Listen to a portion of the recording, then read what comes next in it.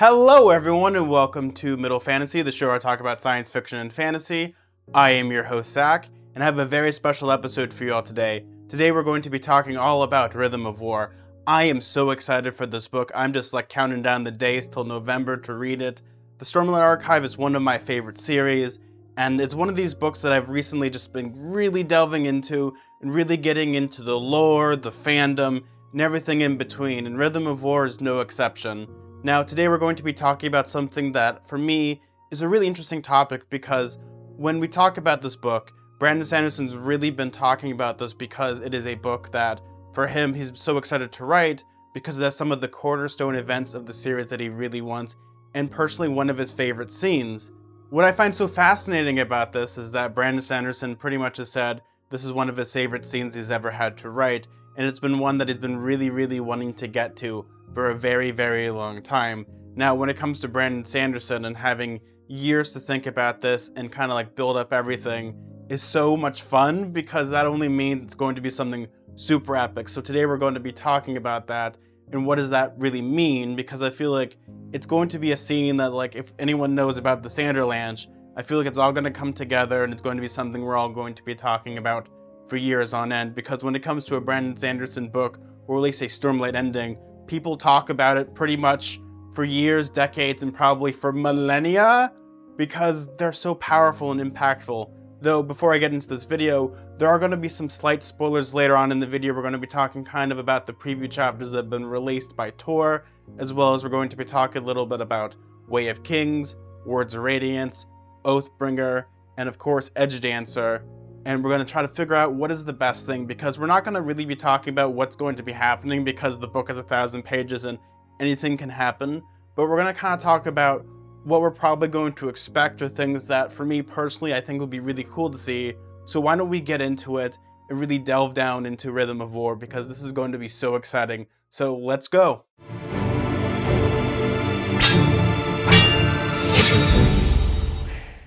So what is going to be the huge event in this book? Well, I feel like if we look at the other Stormlight books, we can actually kind of see a little bit of a pattern, especially when it comes to Brandon Sanderson, where we have a huge battle scene, and then afterwards we have this huge bombshell drop of reality. May it be something like in Way of Kings, where we have Dalinar giving up Oathbringer, but also at the same time we find out that the Parshendi might be the Voidbringers, whereas in Words of Radiance, we see something similar to that, where pretty much there's this huge battle scene, and then Adolin kills Sadeas at the end of this huge event, and then we get to the next book, we get to Oathbringer, where things get even bigger, where we have this even bigger battle, and then we have this whole revelation about the Radiants, as well as kind of their whole planet. The humans actually never came to Roshar, but they kind of invaded, and this isn't their home planet. Now, what's going to be happening with this? When it comes to Rhythm of War, what is going to be the huge battle scene? I feel like it's going to be, the stakes are going to be raised to the point of where the aftermath of this book will kind of only be really rectified at the end of the next book, which is going to be kind of like a bookend for this chapter before we get to the next 5 books. Now, when it comes to this, what is going to be the huge revelation, I have a feeling if we're going to be looking at the plot summary of this book, one of the major themes of Rhythm of War is kind of an arms race. Now, when we look at this and look at this arms race, we already see this. If we go into spoiler alert, if you don't want to look down below for the timestamp, when we look in kind of the time skip that happens within the book, the beginning with the preview chapters, we notice something interesting. We notice something interesting with Navani. She's making weapons of war. There's a new flying machine. She's really getting into fabrials and kind of figuring out what's the best thing to do with winning this war. Now, I have a feeling that when it comes down to it, it's going to be something almost like a huge doomsday machine. I feel like things are going to be coming into place almost if we look at any arms race, everyone's trying to make the biggest, baddest weapon until someone actually does, such as a nuclear weapon or something that's so destructive, maybe something that's very similar to what destroyed Ashen a little bit. So maybe that might be it. Maybe because Navani is making these bigger, badder things, she discovers how to make shard blades, or kind of makes a device that even weaponizes Stormlight in a way that we've never even fathomed before, but maybe back in the day, that was pretty much a very similar thing. And that's something that I'm really interested to see when it comes to that, is what's going to be happening with that. Are they going to have more weapons? Is it going to be a huge event where pretty much they blow up a whole city, and now the next part's going to be, well, will the singers get it, or will Odium get a very similar device? We'll have to see to find out. So another thing that I'm thinking about when it comes to like this huge big event is kind of like the idea of maybe a major character death. Now, we've gotten kind of character deaths in the other books, but they haven't been like super major. They haven't been people like that we had like viewpoint characters for it. It's in like a George R.R. Martin where pretty much one of our big characters all of a sudden bites it and we're like, oh my god, why is he doing this? We've kind of gotten some fake outs. We've kind of gotten some moments where now that they're Knights Radiance, pretty much it takes a lot of effort to kill one. As long as they have Stormlight, they're pretty much invincible to an extent. But I feel like it's going to be something like, if we're looking at a huge event, it's going to either involve a major character dying, or maybe even like a major character like turning sides and like turning into like a turncloak a little bit here, where pretty much they have to make a new decision, almost like with the Moash stuff. But here maybe it might be a little different. I feel like if we have a character dying, we're going to get more stakes raised. It might be someone from the big three, some of our original characters, or maybe it might be someone that we love who just bites it. And I feel like that's also a possibility. But then when I think about it, I also think it'd be interesting to have a character return. Now, when it comes to a character's return, Brandon Sanderson is not unfamiliar with this. I'm not going to go into spoilers, you know what I'm talking about. But death in Brandon Sanderson's Cosmere is almost like a concept at times. It's very much like a superhero thing where if you're just so badass, you're just going to come back.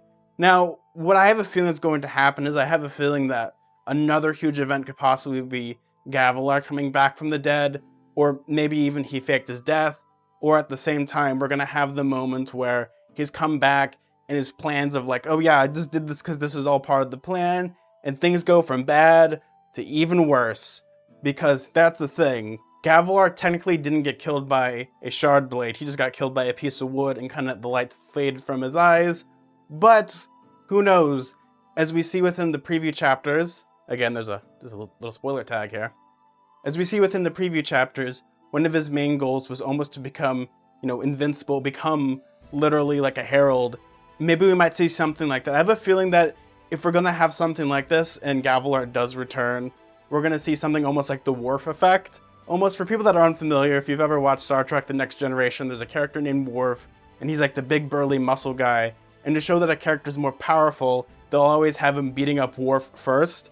Now, I have a feeling if we're going to do something like the Wharf Effect here in Stormlight Archives, there's only one way to possibly do that, and that is like a character literally grabbing a shard blade and it just stops it in his hands and everyone just poops their pants because, shard blades go through anything. They go through quintessentially soul, metal, whatever you need it to do. But if you have a character just straight up like just grab it and just stops it, you just have like that huge anime moment where the person's like, enough is enough. And that seems like something that almost seems like appropriate. Like we haven't gotten that yet. We have like this all-powerful character ready to like murder and destroy. And that seems like something like if Gavilar comes back and we want to show how powerful he's become, or you have another character come back, or you just have like a character that's gotten so much power, they would do something like that where we'd have someone just stopping a shard blade with his hands and things would go again from worse to even, pitiful. And that's kind of the scary thing that I think would be an awesome scene to see because again, it's very, anime inspired, it's very epic fantasy inspired. Like we've gotten that a lot with like Kaladin flying around, we've gotten that especially in like Way of Kings, we've gotten that in many ways where we have like these huge epic moments that you just stop and you're just like, oh my god. Did I just read that? Let me go again. There's a moment in Words of Radiance where I'm not going to really spoil the scene, even though I've done some spoiling, but there's a scene that I just want to save where I actually fist pumped, and that is something that I hope to can capture again later on throughout the series, is that fist pumping action, and hopefully maybe we might get to hear with Rhythm of War, which I'd be really cool to see. Another possibility that I was thinking about recently was kind of like, one of the major characters, I would call it a character's Urithiru, which I'm probably pronouncing that completely wrong. Audiobook listeners, yeah. Reading books, yeah. But it's one of those where as we look at the huge castle of the Knights Radiant, like it has these hidden functions, things that have been lost for millennia, and it just doesn't seem right. And I have a feeling that one of the major things about it is it's either a spaceship or like something that's holding or containing some type of power source. And whatever's going to happen, they're going to figure out a way to activate it, and it's going to be really bad, and it's going to be a fallout that they have to deal with within the next book, maybe even destroying Urithiru and trying to figure out, okay, what is the best thing to do with this? Because we live here, but it might be a spaceship, it might be a doomsday machine, it just might be a place that makes easy bake oven treats. Who knows what it is, but pretty much it's bad. And I have a feeling that we're going to see more and explore more of that. Maybe even kind of like we're going to go more and delve into some more of the archives with the other Knights Radiant before the Recreants and figure out what's happening, maybe even discover that one piece of information that we need. And lastly, the big event I would be really interested to see is almost like the bonding between odium with someone, or maybe even cultivation bonding with someone. Like, we don't know really much about cultivation other than that she's just there and she's kind of pulling the strings behind the back, and like when it comes to her, there's something more nefarious to her. Though I'd love to see more when it comes to like Bondsmith. I know we have like Dalinar, but it would be interesting to see like odium bonding with someone, cultivation bonding with someone, but kind of having like the culmination of just maybe some really crazy thing would happen. And again, we go back to the Wharf Effect, some really cool things might actually happen come to that. Maybe they all have their different powers, but for the most part, maybe the people that they use is kind of like the means to an end, and it comes to like maybe a character that we love ends up turning tails or turning cloak, and this has become something that's super big and super nefarious to the point of where people's oaths are going to have to falter, people saying their words is probably like maybe even turning around and just walking away from everything. That would be an interesting thing to see as well, though in the end, what's going to happen? Well, we'll have to find out in November, just because that book's like huge. It's going to stop a bullet, it's going to stop a shard blade. We haven't tested that yet. Maybe I might, but who knows? I'd like to see the bullet penetration velocity of like all of Brandon Sanderson's books and see how many bullets it can stop before it goes through all of them. Brandon Sanderson, just having like a Brandon Sanderson bulletproof vest would be a lot of fun. Though I'm so excited for Rhythm of War. It's going to be a book that I'm probably going to read and then reread it again, because that's going to be so much fun to see. And maybe when it comes down to it, what's going to be happening is something that we haven't even thought of. Maybe it might be even something that Brandon Sanderson's pretty much getting into the end game, though what we're going to be having is, because this is almost the penultimate book in the first arc of the story, because once we get to book 5, there's going to be a big break between 6, 7, 8, 9, 10. We're going to be getting something a little different. So I'm really excited to see what's going to be happening, what's going to be occurring, because at the end of the day, this is a fun series, it's a fun world, and when we get to the end, I'm just going to be like, yeah, this is going to be awesome! And just go from there. What do you guys think is going to be happening? Do you think there's going to be a huge event? Have you had your own predictions? Maybe put it in the comments down below. I'd love to interact with you all about this. Well, thank you all so much for watching another amazing video of Middle Fantasy. I put a lot of work into these videos. If you like this video, maybe we want to talk about some more Stormlight stuff. We're going to have some more reviews very soon. Maybe subscribe down below. Maybe give me a thumbs up if you really enjoyed this video. But thank you all so much for watching. And I just want to say thank you all and have an amazing day. May your food and drink ever be tasteful. May your books ever be filled with fantasy and adventure. Well, everybody, see ya!